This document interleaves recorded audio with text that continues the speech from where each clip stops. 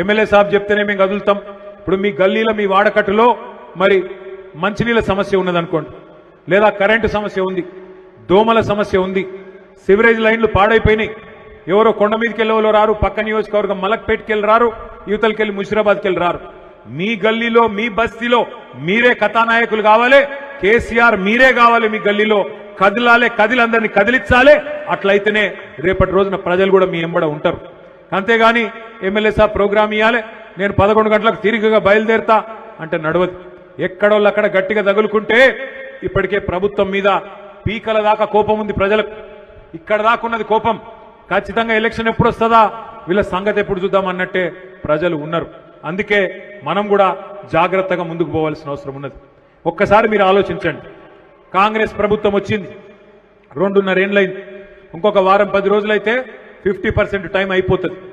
మరి 50% టైం అయిపోయినాక ఏం జరిగింది హైదరాబాద్ మహానగరానికి? ఏ ఒక్కలకన్నా మంచి జరిగిందా? ఒక్కసారి మీరు ఆలోచించమని చెప్పి నేను కోరుతా ఉన్నా. 9.5-10 ఏళ్ళు కేసీఆర్ గారు ముఖ్యమంత్రిగా ఉంటే ఆ రోజు మనం ఇదే హైదరాబాద్ మహానగరంలో 1,00,000 డబుల్ బెడ్రూమ్ ఇల్లు కట్టినాం. అందులో 3,000 ఇండ్లు మీ అంబర్పేట నియోజకవర్గాన్ని కూడా ఇచ్చుకున్నాం.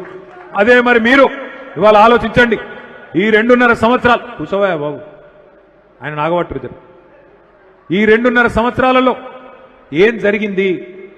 ఒక్క ఇల్లు హైదరాబాద్ మహానగరంలో ఒక్క ఇల్లన్న కట్టిందా కాంగ్రెస్ ప్రభుత్వం? కట్టిందా కట్టలేదా? ఒకసారి గట్టిగా చెప్పాలి, వినబడతలేదు. కట్టిందా కట్టలేడా రేవంత్ రెడ్డి? హైదరాబాద్ మహానగరంలో ఒక్క ఇల్లన్న కాంగ్రెస్ ప్రభుత్వం కట్టిందా? ఎన్ని ఇల్లు గులగొట్టిండు? కాకపోతే కొన్ని వేల ఇల్లు గులగొట్టిండు. శనివారం ఆదివారం వచ్చిందంటే ఏ ఇంటి మీదకి ఏ బుల్డోజర్ వస్తుందో తెలియదు. గరీబోళ్ళు తెలిసి తెలియక గవర్నమెంట్ జాగల ఎక్కడన్నా 20 గజాలో 30 గజాలో 40 గజాల ఇల్లు కట్టుకుంటే కేసీఆర్ గారు ఒక తండ్రిలాగా ఆలోచించి తెలియక కట్టుకున్నారు. గవర్నమెంట్ జాగనే కదా అని చెప్పి 2.5 లక్షల మందికి జీవో నంబర్ 58 కింద 59 కింద కేసీఆర్ గారు పట్టాలు ఇచ్చిండు. కానీ రేవంత్ రెడ్డి ఇవాళ ఈ ప్రభుత్వం వచ్చినాక ఒక్క ఇల్లు కట్టలే, ఒక్క ఇటుక పెట్టలే, ఎక్కడ కనీసం ఒక్క ఇంటికి ముగ్గు పోయలే.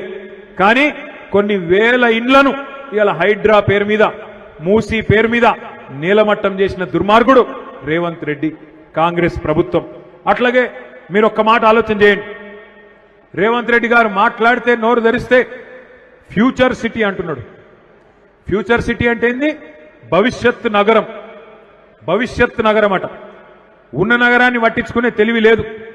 హైదరాబాద్లో కనీసం దోమల మందు కొట్టేటోడు లేడు, చెత్త ఎత్తేటోడు లేడు, ఇండ్లు కట్టేటోడు లేడు, మోరీలు సాఫ్ చేసుడు లేదు, కరెంట్ ఇచ్చే తెలివి లేదు. ఇది ఏది లేదు. కానీ భవిష్యత్ నగరం నిర్మాణం చేస్తా, ఫ్యూచర్ సిటీ గడతా. ప్రజెంట్ సిటీని పట్టించుకునే తెలివి లేదు, కానీ ఫ్యూచర్ సిటీ గడతా అని చెప్పి పోజులు కొడితే మా ఆడబిడ్డలు అనుకుంటున్నారు అమ్మకు అన్నం పెట్టనోడు చిన్నమ్మకు బంగారు గాజులు చేయిస్తా అని చెప్పిండట. వెనకటికెప్పుడు అమ్మకే అన్నం పెట్టాడు, ఉన్న నగరాన్ని పట్టించుకోడు మున్సిపల్ మంత్రి, ఆయననే ముఖ్యమంత్రి. ఒక మోరీ కట్టింది లేదు, ఒక ఇల్లు కట్టింది లేదు, కనీసం దోమల మందు కొట్టింది లేదు. కానీ ఫ్యూచర్ సిటీ కడతా, అది న్యూయార్క్ తోని లండన్ తోని పోటీ పడేటట్టు కడతా అంటే ఎవడు నమ్ముతారు?